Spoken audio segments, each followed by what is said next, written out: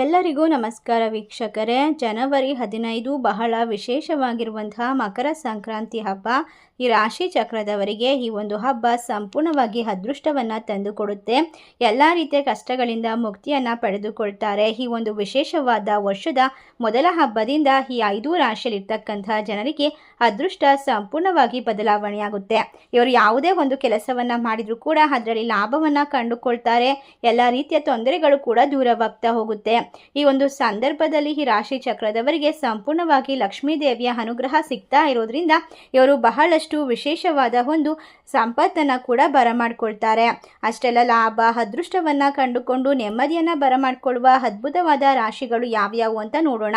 ಅದಕ್ಕೂ ಮುನ್ನ ನೀವು ಕೂಡ ಲಕ್ಷ್ಮೀ ದೇವಿಯ ಭಕ್ತರಾಗಿದ್ದಲ್ಲಿ ಈ ವಿಡಿಯೋಗೆ ಒಂದು ಲೈಕ್ ಕೊಟ್ಟು ತಪ್ಪದೇ ನಮ್ಮ ಚಾನಲ್ನ ಸಬ್ಸ್ಕ್ರೈಬ್ ಮಾಡಿ. ಹಾಗೆ ಪಕ್ಕದಲ್ಲಿ ಇರುವಂಥ ಬೆಲ್ ಐಕನ್ನ ಪ್ರೆಸ್ ಮಾಡಿ. ಹೌದು, ಈ ರಾಶಿ ಚಕ್ರದವರಿಗೆ ಈ ಒಂದು ಮಕರ ಸಂಕ್ರಾಂತಿ ಹಬ್ಬದಿಂದ ಶ್ರೀಮಂತರಾಗುವಂತಹ ವಿಶೇಷವಾದ ಯೋಗ ಕೂಡಿ ಬರುತ್ತಿದೆ. ಇದರಿಂದ ಇವರ ಕಷ್ಟಗಳು ದೂರವಾಗುತ್ತೆ. ಸಂಪೂರ್ಣವಾಗಿ ದೇವರ ಅನುಗ್ರಹಕ್ಕೆ ಪಾತ್ರರಾಗ್ತಾರೆ. ಹಾಗಾದರೆ ಯಾವ ರಾಶಿಯವರು ಹೆಚ್ಚಿನ ಒಂದು ಫಲವನ್ನು ಬರಮಾಡ್ಕೊಳ್ತಾರೆ, ಯಾವೆಲ್ಲ ಎಚ್ಚರಿಕೆಯನ್ನು ವಹಿಸಬೇಕು ಎಂಬ ಸಂಪೂರ್ಣವಾದ ವಿಶೇಷವಾದ ಮಾಹಿತಿಯನ್ನು ನೋಡ್ತಾ ಹೋಗೋಣ. ಜ್ಯೋತಿಷ್ಯದ ಪ್ರಕಾರ ಪ್ರತಿಯೊಂದು ಗ್ರಹಕ್ಕೂ ಕೂಡ ಒಂದು ರಾಶಿಯಿಂದ ಇನ್ನೊಂದು ರಾಶಿಗೆ ನಿರ್ದಿಷ್ಟವಾದ ಅವಧಿಯಲ್ಲಿ ಸಾಗುತ್ತದೆ. ಪ್ರಸ್ತುತವಾಗಿ ಗ್ರಹಗಳ ರಾಜ ಸೂರ್ಯ ಧನಸ್ಸು ರಾಶಿಯಲ್ಲಿದ್ದು ಈ ಸಮಯದಲ್ಲಿ ಇವನು ಜನವರಿ 14 ಮಕರ ರಾಶಿಯನ್ನು ಪ್ರವೇಶ ಮಾಡ್ತಾನೆ.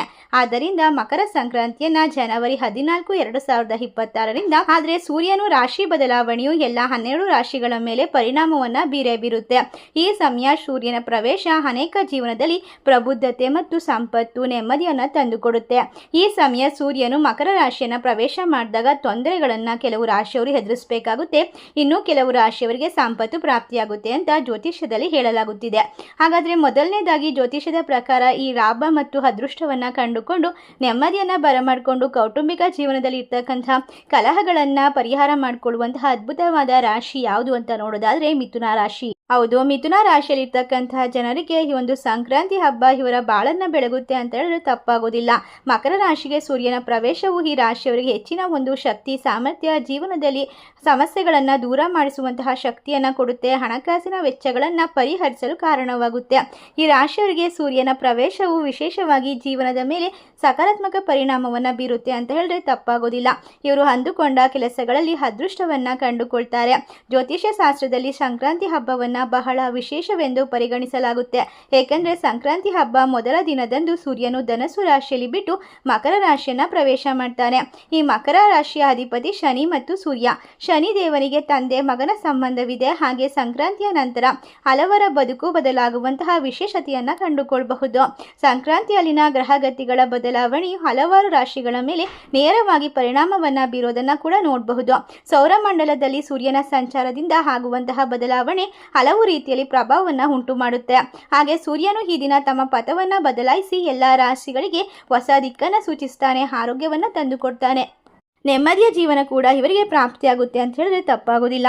ಮುಂದಿನ ರಾಶಿ ವೃಶ್ಚಿಕ ರಾಶಿ. ವೃಶ್ಚಿಕ ರಾಶಿಯಲ್ಲಿರ್ತಕ್ಕಂಥ ಜನರಿಗೆ ಶನಿಯು ನೇರವಾಗಿ ವಿಶೇಷವಾದ ಪ್ರಭಾವವನ್ನು ಬೀರ್ತಾ ಇರೋದ್ರಿಂದ ಇವರಿಗೆ ಗಮನಾರ್ಹವಾದ ಪರಿಣಾಮವನ್ನು ತಂದುಕೊಡ್ತಾನೆ. ಇವರು ಮಾಡುವಂತಹ ಕೆಲಸ ಕಾರ್ಯ ವ್ಯಾಪಾರ ವ್ಯವಹಾರದಲ್ಲಿ ಬಡ್ತಿ ಮತ್ತು ಸಂಬಳ ಹೆಚ್ಚಳದ ಸಾಧ್ಯತೆಗಳಿದೆ. ಉದ್ಯೋಗವನ್ನು ಹುಡುಕುತ್ತಿರುವಂಥವರಿಗೆ ಉತ್ತಮವಾದ ಉದ್ಯೋಗ ನೌಕರಿ ಸಿಗುವ ಸಾಧ್ಯತೆ ಇದ್ದು ಬಹಳ ಸಮಯದಿಂದ ನೀವು ಬಯಸಿದಂತಹ ಕೆಲಸವನ್ನು ಈ ಸಮಯದಲ್ಲಿ ಪಡೆದುಕೊಳ್ಳಬಹುದು. ಉದ್ಯೋಗ ಸಂಬಂಧಿತ ವಿಚಾರದಲ್ಲಿ ಇದ್ದಂತಹ ಕೆಲವು ಸಮಸ್ಯೆಗಳು ನಿವಾರಣೆಯಾಗುತ್ತೆ. ದಾಂಪತ್ಯ ಜೀವನದಲ್ಲಿ ನಿಮಗೆ ಇದ್ದಂತಹ ಆಪತ್ತು ಕೂಡ ದೂರವಾಗುತ್ತೆ. ನಿಮ್ಮ ವ್ಯಾಪಾರ ಸಂಬಂಧಿತ ವಿಚಾರದಲ್ಲಿ ದೊಡ್ಡ ಲಾಭವಿದೆ. ನಿಮ್ಮ ಹೊಸ ವ್ಯಾಪಾರ ವ್ಯವಹಾರಗಳು ನೀವು ಅಂದುಕೊಂಡಂತಹ ಫಲಿತಾಂಶ ತಗೊಳ್ಳೋಕೆ ಮಾಡುತ್ತೆ. ಈ ಸಮಯ ಆಧ್ಯಾತ್ಮಿಕ ವಿಚಾರವಾಗಿ ಬಹಳ ವಿಶೇಷವಾದ ವರ್ಷ ಅಂತ ಹೇಳಿದ್ರೆ ತಪ್ಪಾಗೋದಿಲ್ಲ. ನಿಮ್ಮ ನಂಬಿಕೆಗಳು ಕೂಡ ಬಲಗೊಳ್ತಾ ಹೋಗುತ್ತೆ. ಪಿತ್ರಾರ್ಜಿತ ಆಸ್ತಿಯಿಂದ ಲಾಭ ಸಿಗ್ತಾ ಹೋಗುತ್ತೆ. ಮುಂದಿನ ರಾಶಿ ಸಿಂಹ ರಾಶಿ. ಸಿಂಹ ರಾಶಿಯಲ್ಲಿರ್ತಕ್ಕಂಥ ಜನರಿಗೂ ಕೂಡ ಮಕರ ಸಂಕ್ರಾಂತಿಯಿಂದ ಬಾಳು ಬೆಳಕಾಗುತ್ತೆ. ಸೂರ್ಯನ ಸಂಪೂರ್ಣ ಅನುಗ್ರಹದಿಂದ ಆರೋಗ್ಯ ಅಭಿವೃದ್ಧಿ ಅಂತ ಹೇಳಿದ್ರೆ ತಪ್ಪಾಗೋದಿಲ್ಲ. ಒಟ್ಟಾರೆಯಾಗಿ ನಿಮ್ಮ ಮನೆಯಲ್ಲಿ ಇರ್ತಕ್ಕಂಥ ಎಲ್ಲ ಕೆಲಸಗಳಲ್ಲಿ ವಿಶೇಷವಾಗಿ ಎಲ್ಲ ಕ್ಷೇತ್ರದಲ್ಲೂ ಕೂಡ ಉತ್ತಮ ಯಶಸ್ಸನ್ನು ನಿರೀಕ್ಷೆ ಮಾಡಬಹುದು. ದೀರ್ಘಕಾಲದಿಂದ ಬಾಕಿ ಉಳಿದಿರುವ ಕೆಲಸಗಳು ಕೂಡ ಯಶಸ್ವಿಯಾಗಿ ಪೂರ್ಣಗೊಳ್ಳುತ್ತೆ. ನಿಮ್ಮ ಕೈಗೆ ಬರುವಂತಹ ದೊಡ್ಡ ಮೊತ್ತವೊಂದು ಕೈ ಸೇರುತ್ತೆ. ಆರ್ಥಿಕ ಸ್ಥಿತಿ ಕೂಡ ಅತ್ಯುತ್ತಮವಾಗಿ ಸುಧಾರಣೆಯನ್ನು ಕಂಡುಕೊಳ್ಳಬಹುದು. ಒಟ್ಟಾರೆಯಾಗಿ ವೃತ್ತಿಪರ ಮತ್ತು ಆರ್ಥಿಕವಾಗಿ ನೀವು ಜೀವನದಲ್ಲಿ ಹೊಸ ವ್ಯವಹಾರ ವ್ಯಾಪಾರಗಳಲ್ಲಿ ದುಪ್ಪಟ್ಟು ಲಾಭವನ್ನು ನೋಡಬಹುದಾಗಿದೆ. ಪ್ರಾಮಾಣಿಕ ಪ್ರಯತ್ನಗಳು ನಿಮಗೆ ಉತ್ತಮವಾದ ಫಲಿತಾಂಶವನ್ನು ತಂದುಕೊಡುತ್ತೆ. ಇಷ್ಟೆಲ್ಲ ಅದೃಷ್ಟ ಲಾಭವನ್ನು ಈ ರಾಶಿಯವರು ಬರಮಾಡ್ಕೊಳ್ತಾರೆ.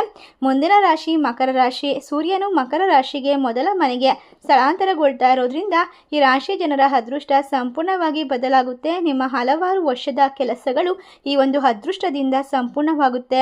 ಹಲವು ಸಮಯದ ನಂತರ ಹಣಕಾಸಿನ ಸಂಬಂಧಿತ ಸಮಸ್ಯೆಗಳನ್ನು ಪರಿಹಾರ ಮಾಡ್ಕೊಳ್ತೀರಾ. ಆಪ್ತರೊಬ್ಬರಿಗೆ ನಿಮಗೆ ಬರಬೇಕಾದ ಹಣ ಕೂಡ ಬಂದು ಕೈ ಸೇರುತ್ತೆ. ಆತ್ಮವಿಶ್ವಾಸ ಹೆಚ್ಚಾಗುತ್ತೆ. ಕೆಲಸ ಕಾರ್ಯಗಳಲ್ಲಿ ಸ್ಪರ್ಧಾತ್ಮಕ ಪರೀಕ್ಷೆಗಳಲ್ಲಿ ಎಲ್ಲ ರೀತಿಯ ಕೆಲಸದಲ್ಲೂ ಬಹಳ ಅತ್ಯುತ್ತಮವಾದ ಸಮಯ ಅಂತ ಹೇಳಿದ್ರೆ ತಪ್ಪಾಗೋದಿಲ್ಲ. ಈ ಸಮಯ ನಿಮ್ಮ ಜೀವನದಲ್ಲಿ ಒಂದು ಅತ್ಯುತ್ತಮ ಜಾಕ್ಪಾಟ್ ಅಂತ ಹೇಳಿದ್ರೆ ತಪ್ಪಾಗೋಲ್ಲ.